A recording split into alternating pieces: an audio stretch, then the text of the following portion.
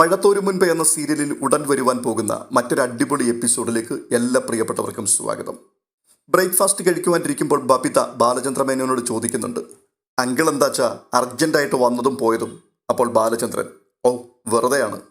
വെറുതെ ഒന്നുമല്ല, അങ്കിളുടെ മുഖം കണ്ടപ്പോൾ എനിക്ക് മനസ്സിലായി എന്തോ ഗൗരവമുള്ള സംഭാഷണം നടന്നിട്ടുണ്ടെന്ന്. അത് കേട്ടുകൊണ്ട് ബബിതയുടെ മുഖത്തേക്ക് ബാലചന്ദ്രൻ ഒന്ന് നോക്കി സൂക്ഷിച്ച്, എന്നിട്ട് വീണ്ടും മൗനമായി ഭക്ഷണം കഴിക്കുകയാണ്. അച്ഛനോട് ഞാൻ ചോദിച്ചതിന് മറുപടി ഒന്നും പറയാനില്ല അച്ഛന്. ഈ സമയത്ത് അലീന വാതിൽ കടന്ന് ചുറ്റുവരാന്തയിലൂടെ നടന്നു വരുന്നുണ്ടായിരുന്നു. ഇത് കണ്ടുകൊണ്ട് കൃഷ്ണജ പറയുകയാണ്, ദേ ഇറങ്ങി നടക്കുന്നു പനിക്കാരി. അപ്പോഴേക്കും അലീന ഡൈനിങ് ടേബിളിനരികിലെത്തി. അലീനയുടെ മുഖത്തേക്ക് സൂക്ഷിച്ചു നോക്കിക്കൊണ്ട് ബബിത ചോദിക്കുകയാണ്, അല്ല പൂച്ചയ്ക്ക് എന്താണ് ഈ പൊന്നുരുക്കുന്നിടത്ത് കാര്യം?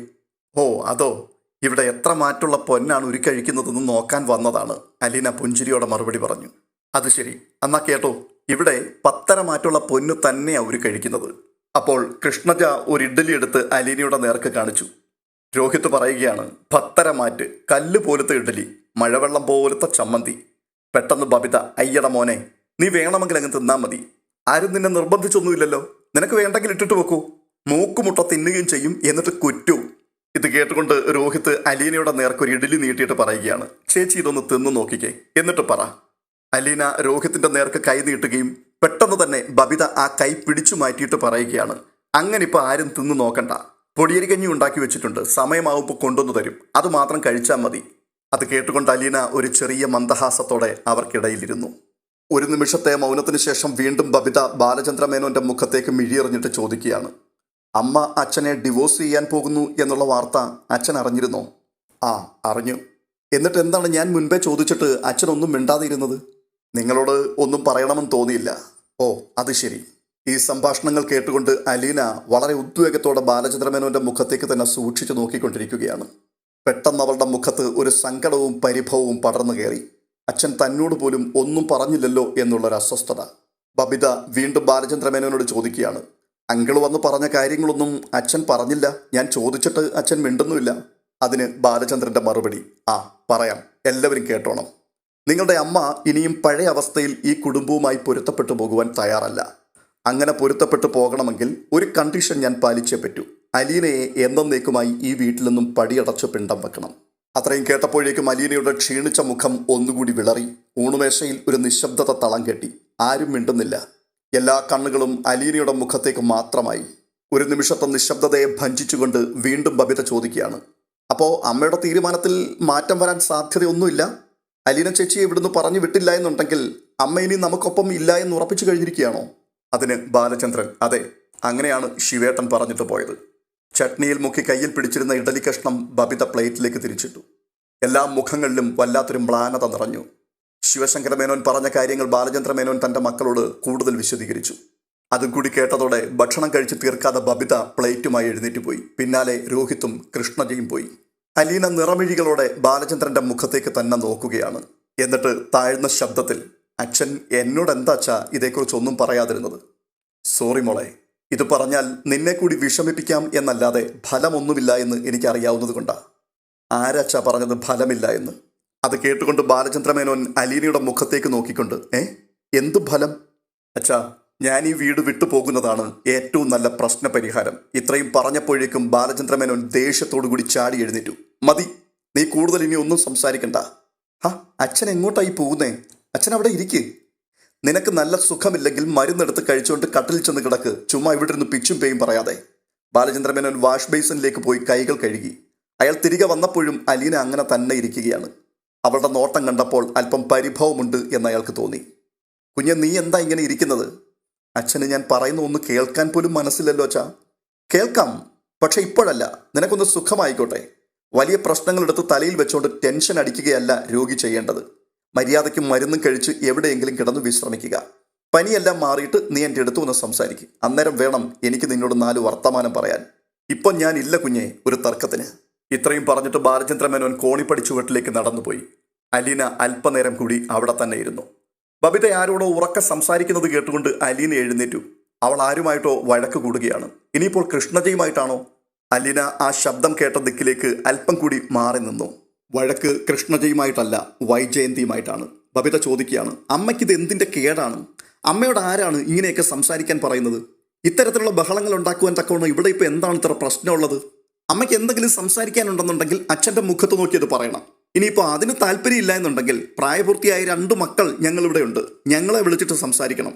പക്ഷേ അമ്മ അതിനൊന്നും തയ്യാറല്ല. അമ്മയ്ക്ക് അമ്മയുടെ പ്രശ്നങ്ങൾ മക്കളുമായിട്ട് ഷെയർ ചെയ്യാൻ പോലും താല്പര്യമില്ല.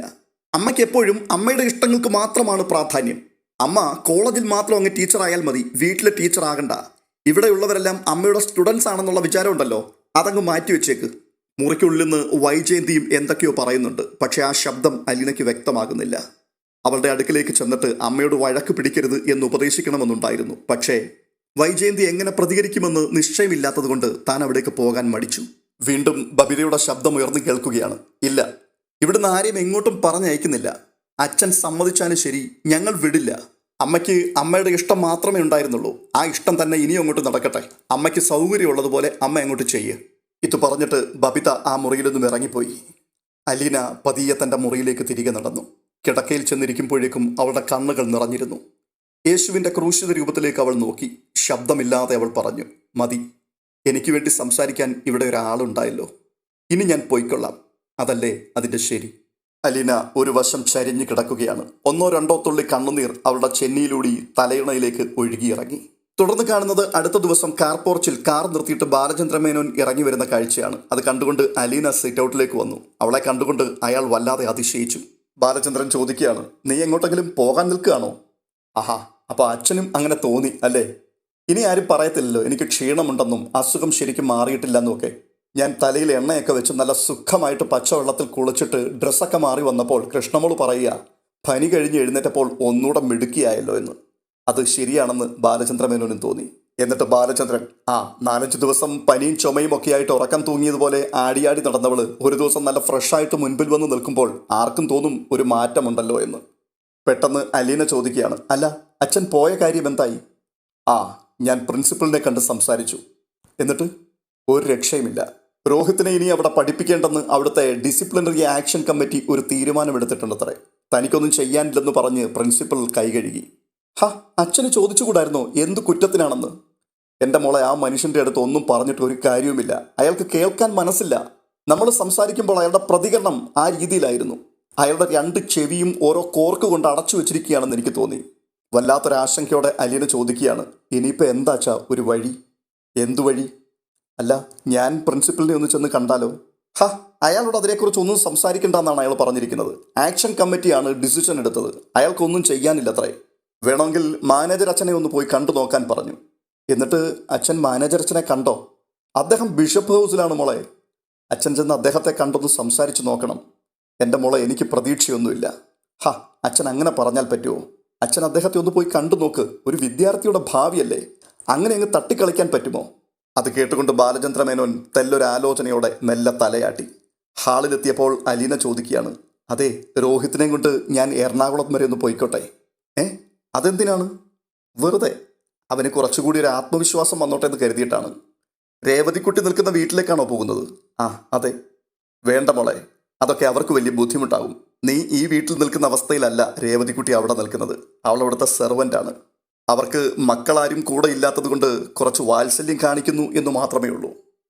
അവിടെ ഫോൺ ചെയ്ത് ചോദിച്ചിട്ട് അവർക്കും ബുദ്ധിമുട്ടില്ലെങ്കിൽ മാത്രമേ കൊണ്ടുപോകുന്നുള്ളൂ.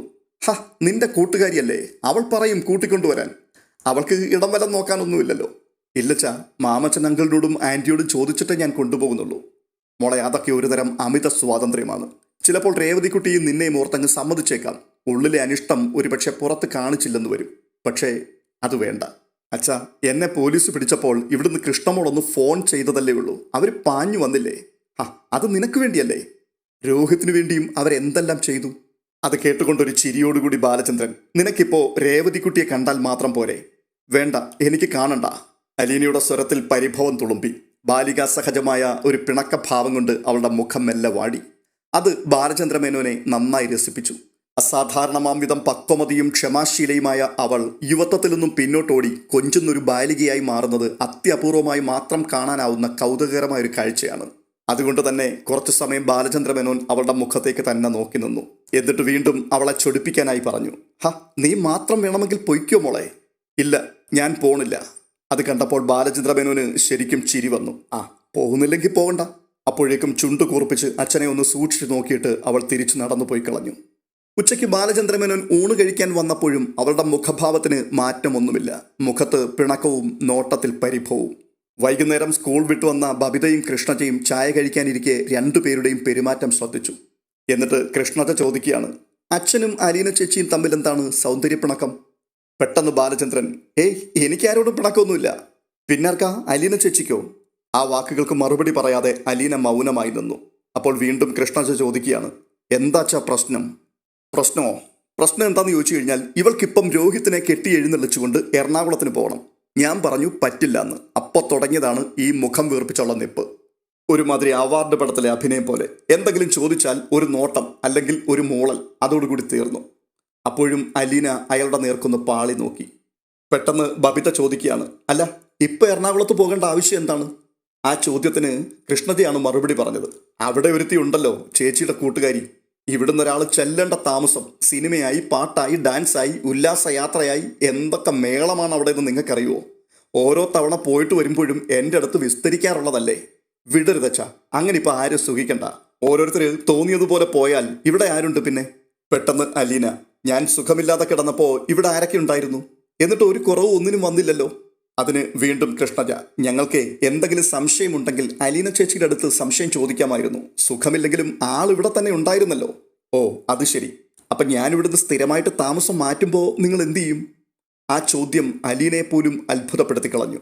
അങ്ങനെ കരുതിക്കുട്ടി അവൾ ചോദിച്ചതല്ല, അറിയാതെ നാവിൻ തുമ്പിലൊന്നും വീണുപോയതാണ്. ബാലചന്ദ്രമേനോൻ ഉൾപ്പെടെ 4 പേരുടെയും നോട്ടം അലീനയുടെ മുഖത്ത് തങ്ങി നിന്നു.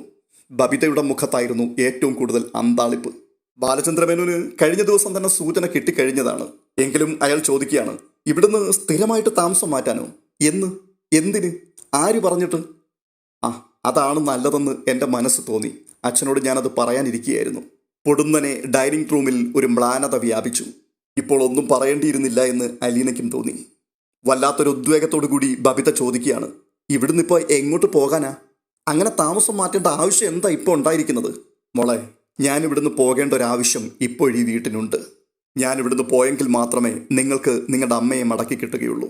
അത് കേട്ടിട്ട് ബബിത അലീനയുടെ മുഖത്തു നിന്ന് കണ്ണെടുക്കാതെ വിസമ്മത ഭാവത്തിൽ തലയാട്ടിക്കൊണ്ടിരുന്നു. അലീനയെ ഒരു ദിവസത്തേക്ക് പോലും എങ്ങോട്ടും വിടുവാൻ അവൾക്ക് മനസ്സില്ല. അവൾ അലീനയെ സ്നേഹിച്ചു തുടങ്ങിയിട്ടേ ഉള്ളൂ.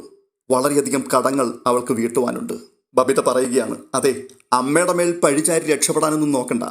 അമ്മ തനിയെ അങ്ങ് ശരിയായിക്കോളും. ഞങ്ങളുടെ കൂടെയുള്ള ജീവിതം മടുത്തെങ്കിൽ അതങ്ങ് പറഞ്ഞാൽ മതി.